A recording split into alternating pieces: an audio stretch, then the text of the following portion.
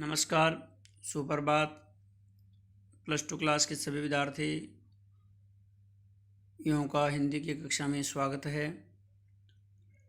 प्यारे बच्चों, कल हमने जो आपकी प्रथम कविता थी आत्म परिचय, जिसके कवि हरिवंश राय बच्चन हैं, उसके 5 पद्यांश पढ़ लिए थे और उसी कविता को हम आज आगे शुरू करने जा रहे हैं। तो उसका जो नेक्स्ट अगला पद्यांश है उसमें कवि क्या कहना चाहता है। कर यतन मिटे सब सत्य किसी ने न जाना, नादान वही हाय जहाँ पर है दाना। कवि क्या कहना चाह रहा है कि संसार के लोग जो होते हैं वो बड़े बड़े प्रयत्न करते हैं। यत्न होता प्रयत्न, मेहनत करना। ये बहुत ज़्यादा मेहनत करते हैं। सत्य किसी ने जाना, पर सत्य को कोई जानने की कोशिश नहीं करता। कि सभी संसार के लोग प्रयत्न तो बहुत करते हैं, मेहनत तो बहुत करते हैं, पर सत्य को जानने की कोशिश नहीं करते। सिर्फ सत्य को नहीं जान पाते कि उनके जीवन का वास्तविक सत्य क्या है। नादान वही हाय जहाँ पर दाना।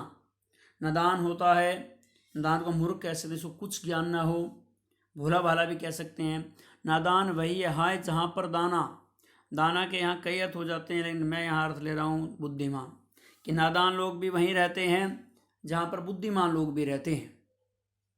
कि नादान भी साथ में रहते हैं और बुद्धिमान भी साथ में रहते हैं। फिर मूढ़ ने क्या जग जो इस पर भी सीखे। फिर कि इस मूढ़ मतलब मूर्ख, फिर भी संसार के लोग अपनी मूर्खता करते हैं, अपने संसारिकता में उलझे रहते हैं। इस पर भी वो कोई नई चीज़ सीखना नहीं चाहते, अपने जीवन के बारे में सीखना नहीं चाहते कि उनके जीवन का उद्देश्य क्या है। फिर ये संसार मूर्खता भरी बातें करता रहता है, संसारिक धन वैभव में लगा रहता है। इस पर भी वो सीखने की चाहना नहीं करता, कुछ सीखने की कोशिश नहीं करता। मैं सीख रहा हूँ सीखा ज्ञान भुलाना। आगे कवि कह रहा है, मैं तो उस ज्ञान को दोबारा से सीख रहा हूँ जो हम ज्ञान भूल गए हैं। कि जो हमारा जो जीवन था, जो मस्ती से भरा होता है, प्रेम से भरा होता है, और संसारिकता को भूल करके मैं उस ज्ञान को दोबारा से सीखना चाहता हूँ।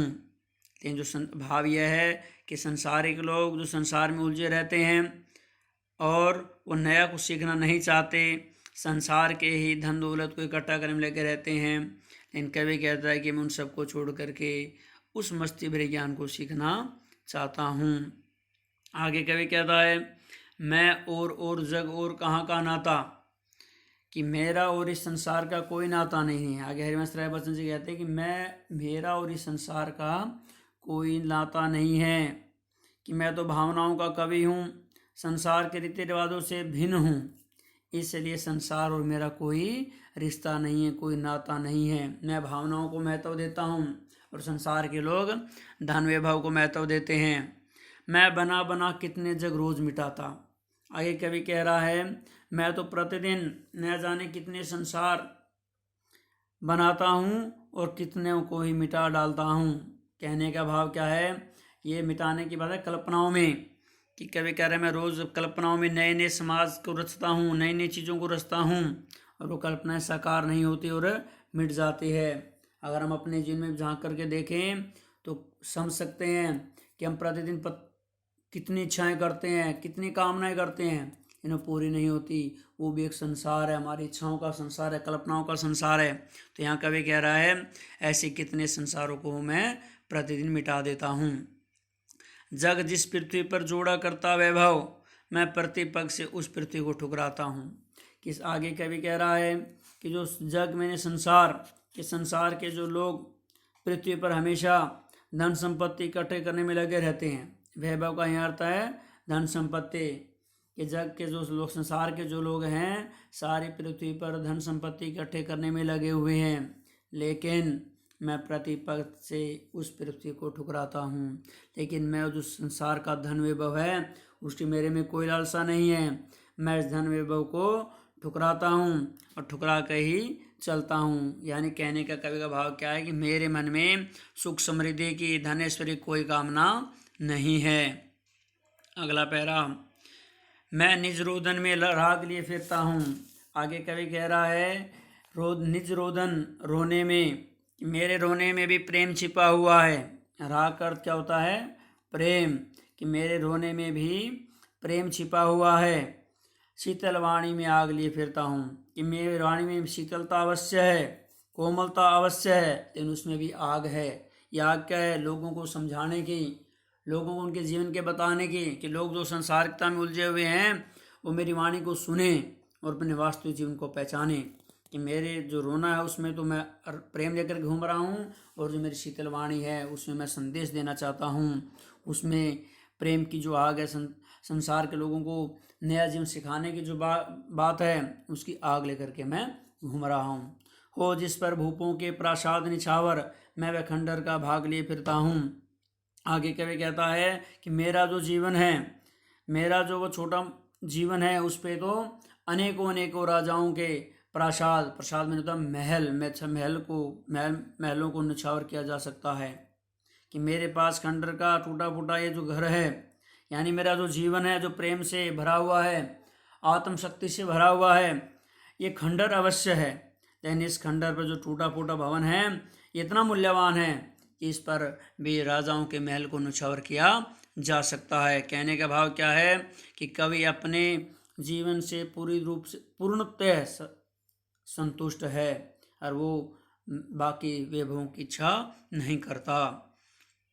अगला पैरा, मैं रोया इसको तुम कहते हो गाना, मैं फूट पड़ा तुम कहते हो छंद बनाना। आगे कवि कहता है कि मैं रोया इसको तो जब मैं कविता लिखता हूँ, मेरे गीत गाता हूँ, ये मेरे हृदय का रुदन है, और इसको सभी गाना कहते हैं कि ये तो गा रहा है। ये गाना नहीं है बल्कि मेरे हृदय का रुदन है। मैं फूट पड़ा तुम कहते हो छंद बनाना। फूट पड़ा क्या गया? अभी मैं और ज़्यादा रोया, मैं और ज़्यादा दुखी हुआ, फिर भी लोग इसको समझते नहीं और इसको कहते हैं कि तो छंद बनाता है, कोई कहते हैं कविता बना रहा है।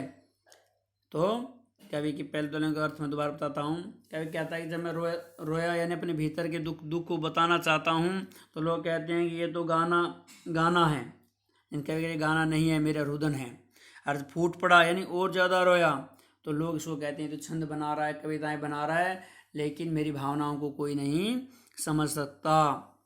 मैं मेरे गीतों के माध्यम से सबको बताना चाहता हूँ, मेरा क्रदन फूट पड़ता है। क्रदन में तो रोना, मेरा भीतरी जो रुदन है वो फूट पड़ता है, लेकिन लोग इसको समझते नहीं हैं। क्यों कवि कहकर संसार मुझे अपनाए, मैं दुनिया को एक नया दीवाना।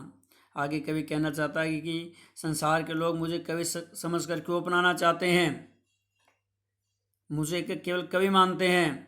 सच्चाई यह है कि मैं कवि नहीं हूँ, मैं दुनिया का हूँ एक नया दीवाना, कि मैं तो एक प्रेम का दीवाना हूँ।